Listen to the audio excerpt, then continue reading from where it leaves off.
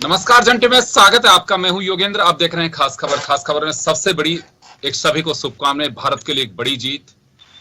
Neeraj Chopra javelin throw में gold जीते हैं और निश्चित रूप से भारत के लिए एक ये कहें कि स्पोर्ट्स की दिवाली कह सकते हैं इसे।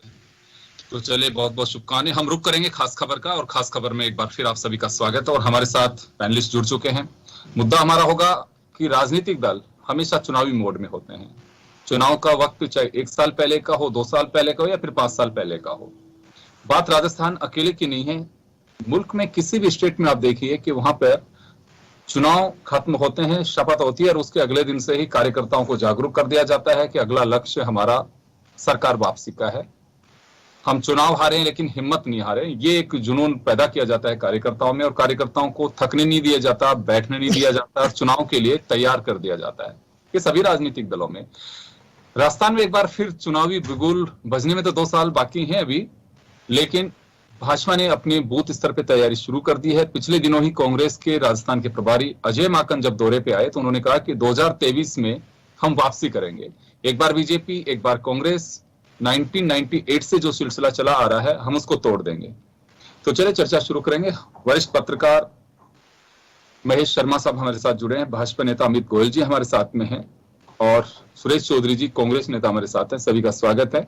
मैं महेश जी के पास जाना चाहूंगा। सर, अक्सर हम ये देखते हैं कि पहले कोई बड़ी घटना हुआ, बड़ा कोई सरकार का फेलियर या जनता से जुड़ा मुद्दा है तो वो राजनीतिक दल निश्चित रूप से अपने साथ खड़े होते थे, लोग उसके लिए संघर्ष भी करते थे और पब्लिक भी उनके पीछे होती थी। लेकिन अब राजनीतिक दल कभी भी चुनावी मोड में देख लीजिए, आप चुनाव होते हैं आज, 2 दिन बाद में किसी की शपथ होती है, फिर तीसरे दिन वापस पार्टी समीक्षा करती है कि हार के कारण क्या है। लेकिन हार के कारण के साथ ही एक सगुफा और दिया जाता है कि हमारे कार्यकर्ता चुनाव हारे हैं लेकिन हिम्मत नहीं आ रही और अगले चुनाव के लिए हमने तैयारी शुरू कर रहे हैं। तो ये चुनावी मोड पे कहें राजनीतिक दलों को कि हमेशा चुनावी मोड में है। देखिए कि चुनावी मोड में इसमें कि लगातार हमारे यहाँ पे देश में एक बहुत अरसे से एक जरूरत महसूस की जा रही थी कि एक साथ ही सभी संस्थाओं के टॉप से लेके बॉटम तक जितने भी मतलब संस्थाएं एक साथ चुनकर चुनाव करवा दिया गया। ये पहले शुरुआत के दशकों में तो आज़ादी के बाद के दशकों के बाद से तो ठीक रहा, लेकिन इसके बाद में ढर्रा भी घटता गया। जो भी सत्ता में दल आए वो अपने हिसाब से उनको इस तरह से करते रहे। अब जो पारियां जो चल रही हैं पिछले एक लंबे अरसे से, वो लगभग किसी न किसी, कभी मतलब विधानसभा चुनाव, कभी लोकसभा के चुनाव, कभी नगर निगम के चुनाव, कभी पालिकाओं के, कभी पंचायत के। तो एक तरह से पूरी तरह से ये पांचों साल एक सरकार के जो कार्य करने के होते हैं वो चुनाव में ही निकल जाते हैं और जो विकास के दावे या जो भी उपलब्धियां करने के लिए, हासिल करने के जो वादे किए जाते थे वो रह जाते हैं और चुनाव के दौरान जो मुद्दे रहते हैं वो प्रभावी उस समय की ताजा घटनाओं पर आधारित पॉलिटिक्स शुरू हो जाती है। जबकि जो शुरुआत में जो लेकर के जो वादे हुए थे वो भुला दिए जाते। बिल्कुल, मैं वापस आऊंगा आपके पास में। अमित गोयल जी आपके पास आना चाहूंगा। 2023 का डंका बज चुका है, हालांकि ये बहुत लेट बात है। इससे पहले जब अरुण सिंह जी आए थे यहाँ पे और आपकी पार्टी ने हार की समीक्षा की थी, तब भी मुझे बहुत अच्छे से ध्यान है कि यहाँ कहा गया था कि हम 2023 के लिए तैयार है, हमारे कार्यकर्ता हिम्मत नहीं हारी है। उन्होंने चुनाव बेशक हम हारे और ऐसे भी चुनाव में हार नहीं हुई है कि जिसके लिए हम ये कहें कि बिल्कुल हम टूट चुके हैं। मजबूत विपक्ष दिया है जनता ने, हम उसके लिए कहेंगे। लेकिन अब 2023, ये सवाल मेरा आपसे भी होगा, सुरेश जी से भी होगा। बीच बीच में हमारे असेंबली इलेक्शन के साथ साथ उसके बाद ही पार्लियामेंट, फिर आपके बाद लोकल बॉडीज के, पंचायत के चुनाव। ये मुझे लगता है कि आप लोगों के लिए एक एक्सरसाइज का एक ऐसा प्लेटफॉर्म था। तैयारी नहीं भी करें तो मुझे लगता है कि चाहे वो टिकट बंटवारे की तैयारी हो या फिर कैंडिडेट को जिताने की हो, जो लोग रूठते हैं उन्हें मनाने की हो, ये सारी कवायद वही है। तो फिर ये हम लक्ष्य केवल विधानसभा और लोकसभा को लेके ही क्यों चलते हैं? वो भी तो चुनाव ही है। देखिए योगेंद्र जी, सबसे महत्वपूर्ण बात तो ये है कि इसमें कोई शक नहीं है कि राजनीतिक पार्टियों का आज की तारीख में जो पोजीशन है वो सबको हमेशा चुनावी मोड पर रहना पड़ता है, क्योंकि लगातार आप भी बता रहे हैं, ये हम भी जानते हैं कि कहीं ना कहीं कोई ना कोई चुनाव चलता रहता है। तो इस बात से कोई इनकार नहीं कर सकता कि पार्टी कभी चुनावी मोड़ पर नहीं होती, हमेशा चुनावी मोड़ पर ही रहती है पार्टी।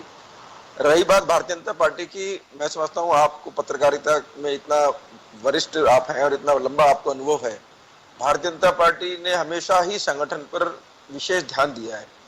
हमारी पार्टी का जो संगठनात्मक स्तर है और अन्य विपक्षी दलों से हमेशा मजबूत रहा है, इसमें कोई अतिशयोक्ति नहीं है, ये आप सब भी स्वीकार करेंगे और मैं समझता हूँ कांग्रेस के मित्र भी स्वीकार कर सकते हैं, इसमें कोई बात नहीं। भारतीय जनता पार्टी आज भी जो हमारी समीक्षा बैठक थी, मान लीजिए उसके बाद में, या हमारी जो आगे की रणनीति उसको लेके जो हमारी बैठक थी, उसको लेके शायद मैं समझता हूँ आज आपने इस परिचर्चा को शुरू आपने किया है। आज भी हमारा जो संकल्प है, आज भी हमारी जो क्या कहते हैं इसको नीति है, वो यही है कि भारतीय जनता पार्टी का कार्यकर्ता हर बूथ पर, और बूथ पर नहीं, अब नीचे पन्ना प्रमुख तक, हम ये चाहते हैं कि हर 40-35 लोगों पर एक पन्ना प्रमुख होता है।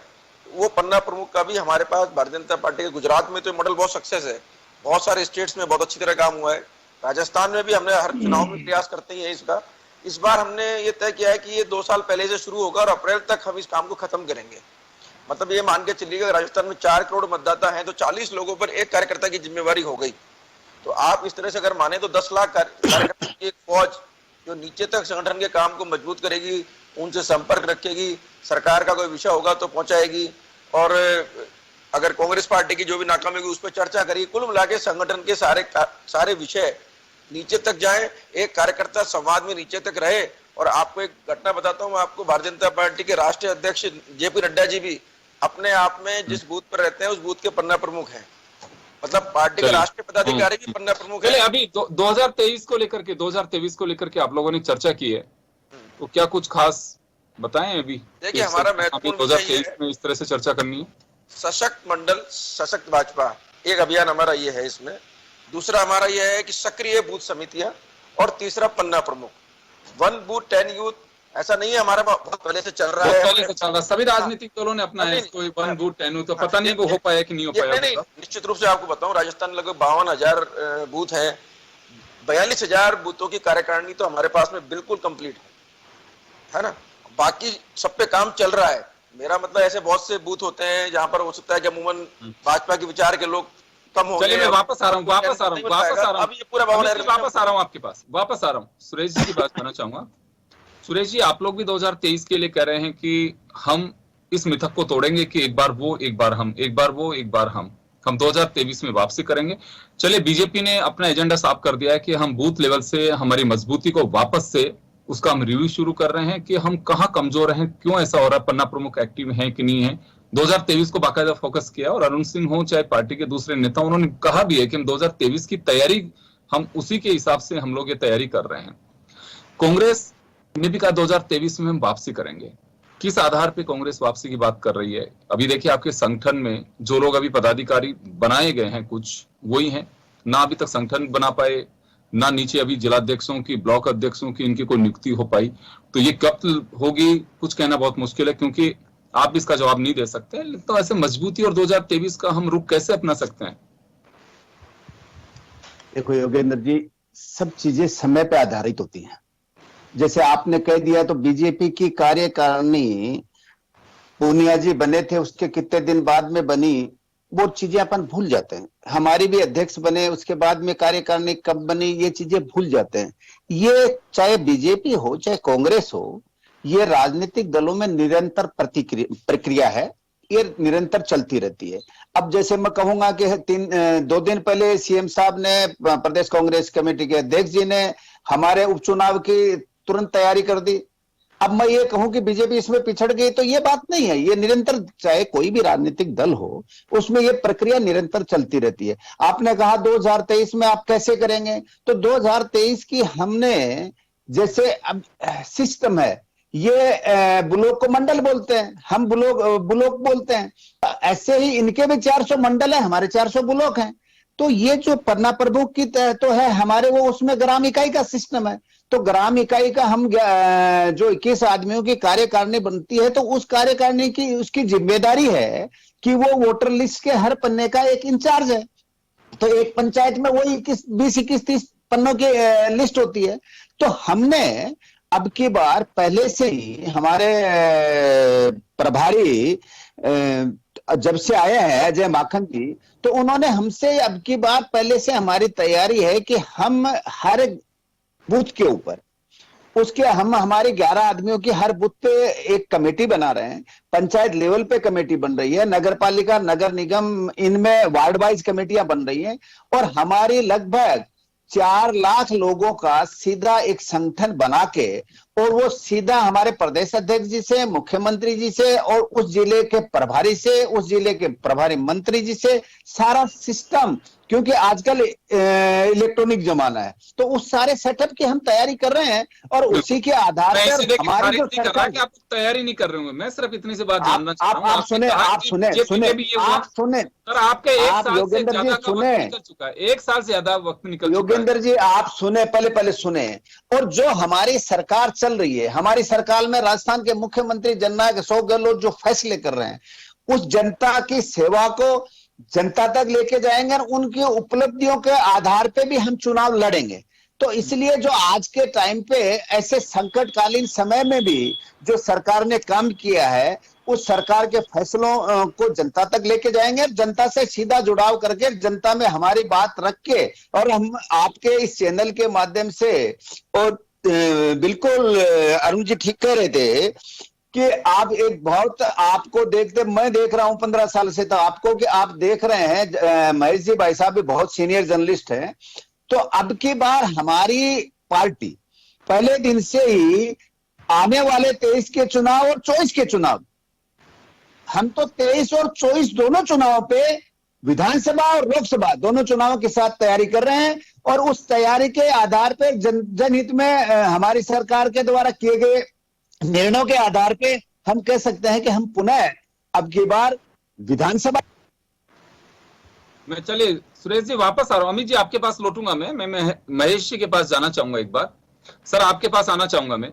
अभी चौधरी साहब जो कह रहे हैं कि हमारे संगठन को आप देखिए, समय के साथ चीजें चलती हैं, बीजेपी में भी तुरंत कार्यकारिणी बन गई थी क्या? किसी भी सत्ता और संगठन के तालमेल की जो बात की जाती है और उसी से कहा जाता है कि संगठन महत्वपूर्ण होता है किसी भी राजनीतिक दल के लिए। कांग्रेस में अभी सभी जिलाध्यक्षों की नियुक्ति होना बाकी है, प्रदेश कार्यकारिणी में कुछ पदाधिकारी बना दिए गए, कुछ बनने अभी बाकी हैं। तो यहाँ ये इसमें कोई डाउट नहीं है कि चलिए अशोक गहलोत एक कद्दावर नेता है, उनका अपना एक, ये कहूं कि एक पहचान, एक काम करने की जो शैली है वो जनता के बीच है, इसमें कहीं कोई खारिज नहीं कर सकता। लेकिन क्या संगठन एक तरफ एक पार्टी मंडल स्तर पे तैयारी शुरू कर रही हो, दूसरी पार्टी अपने मंडल के गठन की तैयारी कर रही हो, तो कांग्रेस को अब समय है इतना कि अभी थोड़ा वास्तव में अब इसमें निर्णय करना चाहिए कि संगठन को तो बनाए कम से कम। अभी योगेंद्र जी बीच में कट गया था, मैं सुरेश जी आ रहा हूं, सर आपके पास आऊं, महेश जी के पास चला गया मैं, 1 मिनट आ रहा हूं आपके पास। जी महेश जी, जब चुनाव आ रहे हैं तो ये गठन प्रक्रिया चालू होती है। अब जैसे कांग्रेस कहाँ पिछड़ गई या बीजेपी आगे निकल गई, इस मामले में गठन की बात अलग है, लेकिन सबसे बड़ी बात यह कि जो सत्ता में जो बैठा होता है दल, उसके लिए एक प्लस पॉइंट ये भी होता है कि उसे संगठन से तालमेल करने की जरूरत पड़ती है। अब आपने ये देखा होगा कि संगठन में चाहे वो कांग्रेस हो चाहे भाजपा, दोनों के दोनों कहीं ना कहीं अंदरूनी द्वंद्व में गुजरी हैं। ये पूरा जो है उस पर सबसे बड़ी, और कोरोना काल हो रहा है, तो ये सारी जो चीजें हैं, और अब भी मतलब कहीं सत्तारूढ़ दल के अंदर ये अभी अंदर ही अंदर कहीं ना कहीं खींचतान चल रही है। तो इन सब चीजों को ध्यान में रखते हुए बैलेंस बैठाने के लिए, और अभी ये भी मंत्रिमंडल के हेरफेर की भी बात हो रही थी, तो ये सारी चीजों को ध्यान में रखते हुए जो सत्तारूढ़ दल पे सरकार जनता के प्रति जिम्मेदारी भी वहन करती है, और ये सारी चीजों को देखते हुए तो ये हो सकता है तकनीकी रूप से विलंब हो सकता है, ये गठन की प्रक्रिया कर रहे हो, लोगों को जो असंतुष्ट लोग हैं उनको भी संतुष्ट करने के लिए, संगठन में जगह बनाने के लिए या उनको प्रभार देने के लिए वो कहीं ना कहीं अपनी युक्तियां कर रहे हैं, निकाल रहे हैं, कोई मध्यम मार्ग निकाल रहे हैं। अब चूंकि भाजपा विपक्ष में बैठी है, उसके पास या तो आंदोलन करें या आंदोलन के अलावा मतलब जन मुद्दों को लेकर के आगे बढ़े, तो इसके लिए बहुत जरूरी है कि उनके कार्यकर्ता ज्यादा सक्रिय हों, इसलिए वो एडवांस में उनके पास सरकार का बोझ, सरकारी कामकाज का बोझ नहीं, तो एडवांस में जो सत्तारूढ़ दल होता है तो वो थोड़ी धीमी रफ्तार से चल पाता है, और जबकि जो विपक्ष में बैठा होता है कोई भी दल, वो एडवांस में तैयारी करता रहता है। जी अमित जी, जी हाँ, महेश जी आप कंटिन्यू करें, कुछ कहना चाह रहे हैं आप अभी, महेश जी। हाँ जी, तो ये मतलब जो मैं बता रहा हूँ कि सत्ता में जो दल होता है उसके पास दोहरी जिम्मेदारी होती है, और जो विपक्ष होता है उसे मतलब क्या कहते हैं ना, एक ही जिम्मेदारी होती है, संगठन को देखना, आगे की रणनीति तैयारी करना, ये वगैरह। तो इन चीजों में आप देख सकते हैं कि सत्तारूढ़ दल थोड़ा सा पीछे चलता ही रहता है, लेकिन अंततः मतलब जब मूड चुनाव का आता है तब बराबर की टक्कर होने लगती है। यहाँ तक कि यह है कि दोनों संगठनों के अंदर स्थिति ये होती है कि चुनाव के जिस दिन मतलब लास्ट डेट मतलब क्या कहते हैं डिक्लेयर होने की होती है, उस दिन भी नाम में प्रत्याशियों के नाम तय होते हैं, चेंज होते हैं और सारी चीजें होती है। तो ये एक प्रजातांत्रिक दल है, कई सबको साथ लेके चलना पड़ता है, चाहे बीजेपी हो चाहे कांग्रेस हो। जी अमित जी कुछ कह रहे थे आप अभी? मैं यही कहना चाह रहा था माननीय सुरेश जी भाई साहब को कि बहुत अच्छी बात है वो जो बातें कह रहे हैं कि हम पहले दिन से ही तैयार हैं, चुनाव सरकार बनने के बाद से ही हम तैयारी कर रहे हैं। राजस्थान की सारी जनता, आप और हम सब देख रहे हैं कि सरकार बन रही है, तो पहले दिन से क्या हो रहा है कांग्रेस पार्टी के अंदर। किसी भी गाड़ी के अगर 4 टायर हैं और चारों अलग अलग दिशाओं में चलते हैं तो गाड़ी कम मंजिल पर पहुंच सकती है, नहीं पहुंच सकती है, तो अनुभव आपको भी है, मुझे भी है, सुरेश जी को भी है।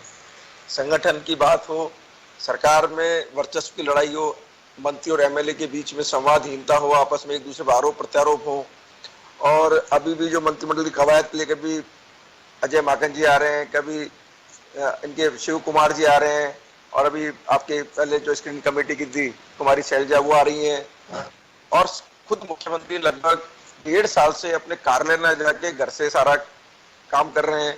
बहुत सारी ऐसी स्थिति है कि 1 साल से इनके जिलाध्यक्ष नहीं बन पाए। हमारी तरफ से कोई दिक्कत नहीं, जैसे करें, हम तो कह रहे हैं कि वो आराम से करें, हमें क्या समस्या है। अभी जी सीएमओ में तो रेगुलर देखिए, जनता सफर नहीं करनी चाहिए मेरा। सीएमओ में रेगुलर उस समय ही सीएमओ रेगुलर रह पाते हैं। वसुंधरा राजे जी जब रही आराम से 2 साल बाद जिलाध्यक्ष बना है, हमें कोई परेशानी नहीं है। मैं तो राजस्थान की जनता सफर नहीं करनी चाहिए। हम अपनी तैयारी कर रहे हैं अपने कार्यकर्ताओं के साथ, और हमें पूरा विश्वास है कि योगेंद्र जी मैं जवाब दे दूं अमित जी के। दीजिए सुरेश जी दीजिए। नहीं, मैं अमित जी कह रहे थे कि सीएम साहब नहीं जा रहे हैं, ये भूल गए शायद, क्योंकि 2.5 साल पहले की बात आदमी भूल जाता है। ये इनको दोष नहीं है। सीएमओ में वसुंधरा जी जब मुख्यमंत्री थी तो सीएमओ जाती ही नहीं थी। उस सीएम रेजिडेंस भी उन्होंने अपना अलग बना रखा था। सीएम रेजिडेंस में भी सीएम जो वर्तमान सीएम रेजिडेंस से आइडेंटिफाई है सीएम के लिए, उस रेजिडेंस में भी नहीं थी। खैर मैं उस पर नहीं जाना चाहता। जो मुकाबला अशोक गहलोत जी का मिलने का है, उनकी सज्जन, देखो एक ये बीमारी ऐसी है कि वो खुद कोविड पॉजिटिव रहे, उसके बाद में भी चाहे वो लाइव जुड़े चाहे कैसे भी जुड़े, जनता से जुड़े हुए हैं।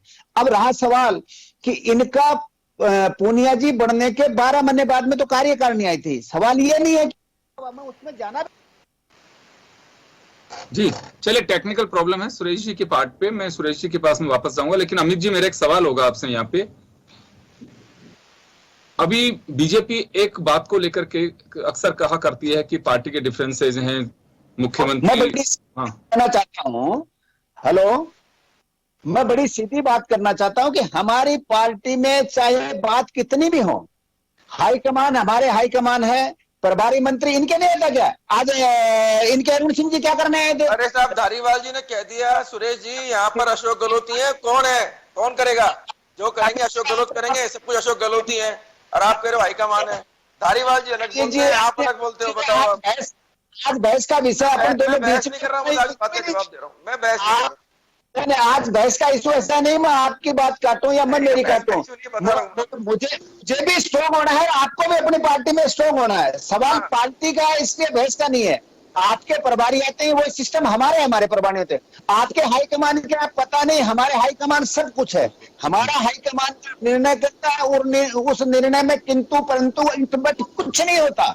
डिस्कस होता है, जहां सरकार होती है तो किसको पद देना है, किसको नहीं देना है, किसको नियुक्ति देनी है, किसको संगठन में नियुक्ति देनी है, ये काम प्रक्रिया आपके भी चलती है। लेकिन इसका आपको दूसरे की थाली में लड्डू बड़े दिखते हैं, ये आपका नेचर है, आपका दोष नहीं है। आपको दूसरे की हमें तो लड़के चौधरी साहब आपके प्रभारी ने मीटिंग की, उसमें आधा टाइम तो कांग्रेस क्या कर रही है उसमें लगाया। तो आप ज्यादा चिंतित ना हो, हमारी पार्टी संगठन की भी शक्ति है, सरकार को चलाने की भी शक्ति है, और हमारा 23 की तैयारी चल रही है। योगेंद्र जी, मैं आपको बताऊं कि 0 लेवल से टॉप लेवल तक 23 में 24 की तैयारी चल रही है, और ये अपन तो रोज मिलेंगे। चलिए बताओगे नहीं उसको, लेकिन जैसे इन्होंने बताया कि हमारी तैयारी का रूट जो है या आधार, ये आप लोग भी थोड़ा सा बता दीजिए कि किस मतलब कौन से रूट लाइन ले रहे हैं आप लोग। नहीं, मैं ये कह रहा हूं कि हमारे ग्राम इनके जो सिस्टम इन्होंने पन्ना प्रमुख बना रखा है, एक बूथ के अंदर 300 आदमी होते हैं, तो 300 आदमी होते हैं। चौधरी साहब एक मिनट बीच में टोक रहा हूं, सिर्फ आपकी जानकारी दुरुस्त करने के लिए। एक बूथ पर लगभग 1000 वोट के आसपास होते हैं, और आज की तारीख में मेरी बात सुनिए, अरे मेरी बात सुनिए, मैं तो आपके फायदे की बात कर रहा हूँ।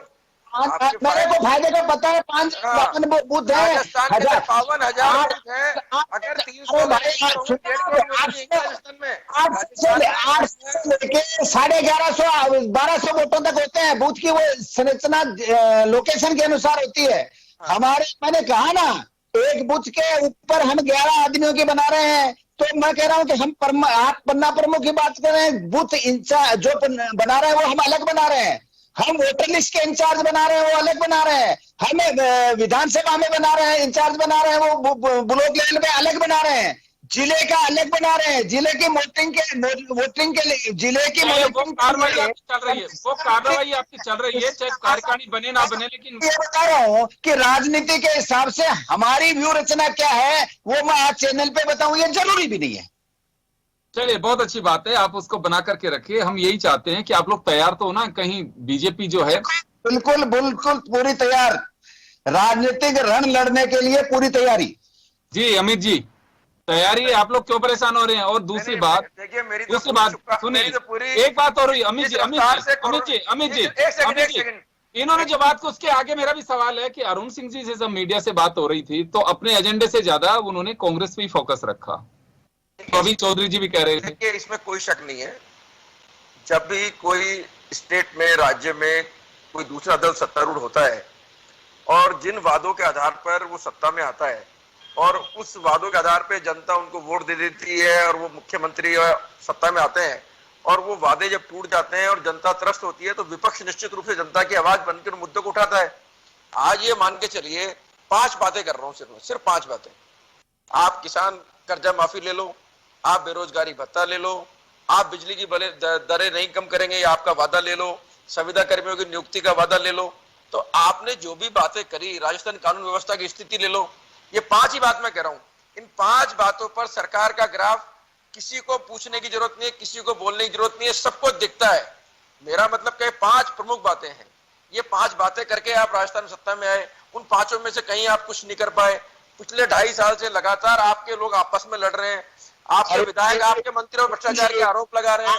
आपके मुख्यमंत्री कह रहे हैं कि वो पार्टी के नकारा है, निकम्मा है, कोई काम नहीं करता है। मुख्यमंत्री का संवाद नहीं है। आपके राजनीतिक नियुक्ति 2.5 साल में आपने कार्यकर्ताओं को दी नहीं है। जिला आप 1 साल से बना नहीं पा रहे हैं। हम कैसे चल रहे हो ना, कांग्रेस वैसे ही चले, हमारी शुभकामनाएं। आप जिले की घोषणा नहीं कर पा रहे हो, आप बूथ और बनने की बात कर रहे हो, आप बातें करो, हम तो कह रहे हैं पूरी तैयार है। हमारा संगठन जितने तक काम कर रहा है, कोरोना सेवा कार्य किया है, संगठन सक्रिय रहता है और विपक्ष में रहता है तो हम सक्रिय रहते हैं। मेरा जिस नाम से समुद्र में पत्थर तिरता था, उस राम को आपने समुद्र डाल दिया, तो आपके महाराज, अरे साहब, चौधरी साहब, की बात है कि कम से कम आप लोगों ने राम का नाम लेना शुरू किया। आपने राम जी के अस्तित्व को नकार दिया। आपने कहा राम सेतु काल्पनिक है। भाई राम सेतु काल्पनिक है तो राम की लंका नहीं गए, मतलब रामायण काल्पनिक हो गई। और कम से कम आप झूठे ही सही राम राम करना शुरू किया, ये भी अच्छी बात है, मैं कहता हूँ। और आपके राष्ट्रीय कोषाध्यक्ष पवन पंचल जी राजस्थान में आए, उन्होंने कहा सेकुलर हूं इसलिए मैंने 1 रुपए चंदा नहीं दिया, लेकिन आज आपको राम की याद आ रही है। बहुत अच्छी बात है। अगर 20 साल पहले आ जाती तो दुर्गति नहीं होती आप लोगों की ऐसी। फंड करना, फालतू की बातें करना, राम जी को नकार दिया आप लोगों ने। ये तो सुप्रीम कोर्ट भला किया है कांग्रेस गवर्नमेंट ने भाई। अमित जी आप मेरी बात पे बताओ, आपके मंत्री जी उन्होंने भगत सुप्रीम कोर्ट में हलफनामा किया है। आप अगर एक एक बोलेंगे तो अपनी बात ठीक से कह पाएंगे। एक मैं कह रहा हूँ इन्होंने राम जी की बात करी है। मैं कह रहा हूँ किसी भी कारण से राम जी की इनको याद आ रही है, अच्छी बात है। राम जी को राम सेतु के अस्तित्व पे सवाल उठा दिए, राम सेतु पे अस्तित्व के सवाल उठा दिए, मतलब आपने रामायण में सवाल उठा दिए, मतलब तो फिर तो राम जी गए नहीं लंका में। उठाया आपने, सवाल किया आपने, उठाया। हम तो कह रहे हैं राम के नाम का 50 आया था। मेरी बात बताइए ना, क्या था सेतु समुद्र प्रोजेक्ट जिसके लिए राम सेतु की बात थी, बताइए। चले जिसकी मर्यादा पे भारतवर्ष में अच्छी बात है। मैं तो कह रहा हूँ आप लोग लगे, बहुत अच्छी बात है, बहुत अच्छी बात है। वो राम जैसी मर्यादा रामलला के मंदिर के दर्शन खोले। तो चलिए, तैयारी का आधार आप लोगों का यही है कि उसकी कमजोरी क्या हो सकती है। तैयारी का आधार यही है कि उसकी कमजोरी क्या हो सकती है सामने वाले। हेलो, तो यही तैयारी का आधार है। दोनों से सवाल है, तैयारी का आधार यही है कि सामने वाले की कमजोरी क्या है। बात सुनिए, सामने वाले विपक्ष में हम बैठे हैं, हमारा काम है जनता की आवाज बनके सरकार के कुशासन को नीचे तक ले जाना, सरकार से मांग करना, जनता के हितों के लिए लड़ना। वो सारा काम हम करते हैं, आंदोलन के माध्यम से करते हैं। कोरोना काल के अंदर बात करें तो हमारे कार्यकर्ताओं ने घर घर, मतलब ये कहते हैं नीचे स्तर तक जो सेवा करी है। आप मुझे बता दीजिए, एक सोनिया जी का, राहुल जी का कोई फोटो दिखा दीजिए कि किसी गरीब आदमी को कोई नाच की बोरी, कोई जिन्होंने राशन दिया तो बता दीजिए मेरे को। आप भारतीय जनता पार्टी के कार्यकर्ताओं ने, हमारी पार्टी में हो या नहीं हो, हम सेवा कार्य के पीछे कभी नहीं हटते। हमारे विधायकों ने बाकायदा अपनी विधानसभा क्षेत्र की बुक बनाई है, उसमें पूरा ब्यौरा दिया है, सचित्र ब्यौरा दिया है। हमारे सांसदों ने अपने संसदीय क्षेत्र का पूरा ब्यौरा दिया है। मैं जवाब दिलवा रहा हूँ सुरेश जी। सबसे बड़ी बात तो यही है कि हमारे हिंदुस्तान में पब्लिक बहुत जल्दी भूलती भी है और याद भी रखती है। आज को जरूर नहीं है कि आज जिन मुद्दों को लेकर के हम चर्चा कर रहे हैं कि कोविड में कौन बाहर निकला, कौन नहीं निकला, फ्लड में कौन परेशान हो रहे हैं, क्या हुआ, हमारे भूल जाते हैं लोग। और यही बड़ी वजह है कि इलेक्शन के अंदर उस दरमियान क्या इफेक्टिव इश्यू आ रहा है सामने और कौन सी चीज आपको लुभा देती है, उसी को साथ में मतदाता चला जाता है। और यही बड़ी वजह है कि राजनीतिक दलों ने भी, मैं बड़े उसके साथ में कह रहा हूं, एक पर्टिकुलर एक सेगमेंट है मतदाता का, उसी के लिए सतत प्रक्रिया में राजनीतिक दल रहते हैं। अदरवाइज तो राजनीतिक दल भी ये कहते हैं कोई पता नहीं है कि वो मेरे को वोट डालेगा कि नहीं डालेगा, और उस समय की स्थितियां क्या बनेगी वो वही तय। लेकिन बने रहने के लिए एक प्रक्रिया है, उसमें हर लोग कोशिश भी करते हैं। ये भारत की एक फितरत बन गई है राजनीति की और मतदाता की भी। सुरेश जी, आपके पास आना चाहूंगा। हर पार्टी सामने वाले की कमजोरी को ढूंढती है और अपनी खूबी बनाने की उसकी भरपूर कोशिश करती है कि हमें अटैक वही करना है। सरकार आपकी है राजस्थान के अंदर, पहले इलेक्शन 2023 में स्टेट का होगा, उसके बाद मेंबर ऑफ पार्लियामेंट्स के लिए होगा 2024 में, जो आप कह रहे हैं कि दोनों की हम तैयारी शुरू। दोहरी चुनौती आपके पास में। चुनौती यह है कि एक तो सरकार को आपको बनाए रखना है और दूसरा इस मिथक को तोड़ने की कि हाँ हम कंटिन्यू, अगर ये बन गई तो मिथक टूटेगा। ये एक चुनौती आप लोगों के सामने। प्रतिपक्ष के पास में एजेंडा है, वो कोई भी कमी दिखेगी वो एग्रेसिव होकर उसे करेंगे, लेकिन डिफेंसिव पोजीशन में आप लोग हैं। देखो योगेंद्र जी, मैं आपकी बातों से सहमत हूं।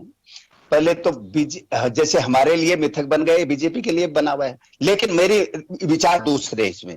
मैं कह रहा हूं कोई भी नेशनल पार्टी हो, उसकी एक विचारधारा होती है, उसका एक कार्यक्रम होता है, उसका एक एजेंडा होता है। उसी विचारधारा, उस कार्यक्रम, उस एजेंडा को लेकर जनता के बीच में जाना चाहिए। और हम कह रहे हैं कि उस हमारी विचारधारा को, हमारे एजेंडे को लेकर हम जनता के बीच में जाएंगे। हमारी सरकार राजस्थान में है, मुख्यमंत्री अशोक गहलोत के नेतृत्व में जो जनहित के फैसले लिए हुए हैं, जो हमने मैनिफेस्टो में वादे किए हैं, उन वादों को पूरा करना हमारी जिम्मेदारी है। हमको ऐसा नहीं कर रहे जनता पे, वो हमारी जिम्मेदारी है। उन जिम्मेदारियों को पूर्ण करते हुए और उन जनहित के फैसलों को साथ लेके और हम जनता के बीच में जाएंगे। रहा सवाल कि जैसे आज भारत की जनता भूलेगी नहीं, महंगाई की मार अब की बार मोदी सरकार, अब महंगाई की क्या हालत है, किसान सड़क पे है। आज हम किसान की बात करने के लिए किसान के पास जाते तो ये कहते संसद नहीं चलने देते, और ये जब 350 का सिलेंडर हम जनता के बीच पहुंचा रहे थे, आज ये सिलेंडर 850 रुपए का दे रहे हैं। इनको महंगाई नहीं नजर आती। हमने RDI 45%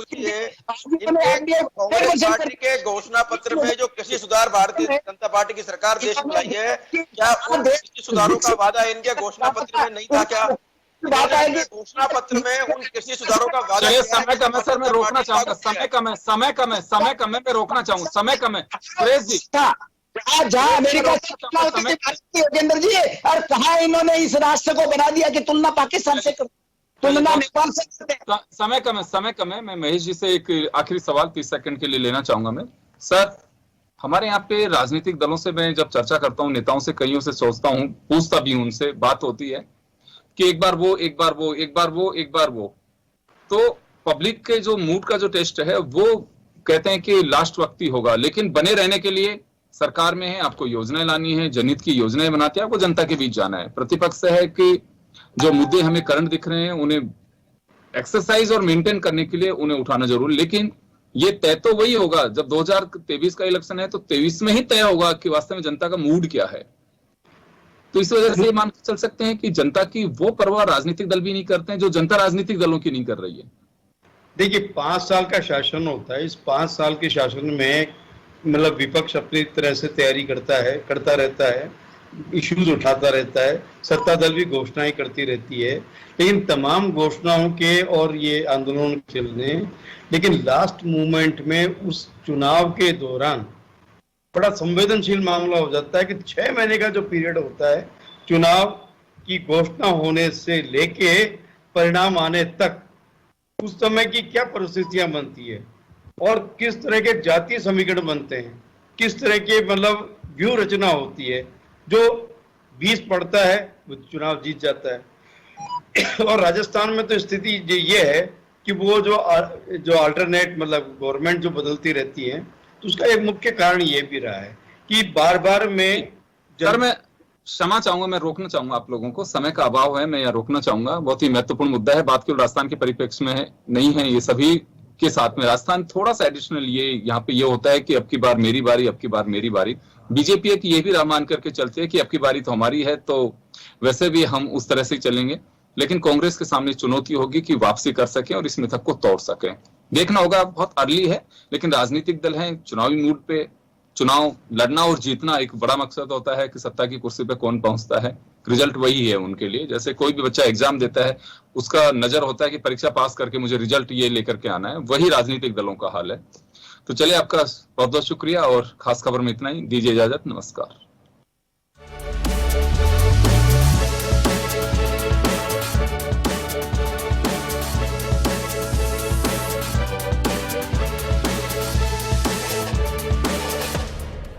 जन टीवी की लेटेस्ट अपडेट पाने के लिए हमारे चैनल को जरूर सब्सक्राइब करें और नोटिफिकेशन पाने के लिए बेल आइकॉन दबाएं।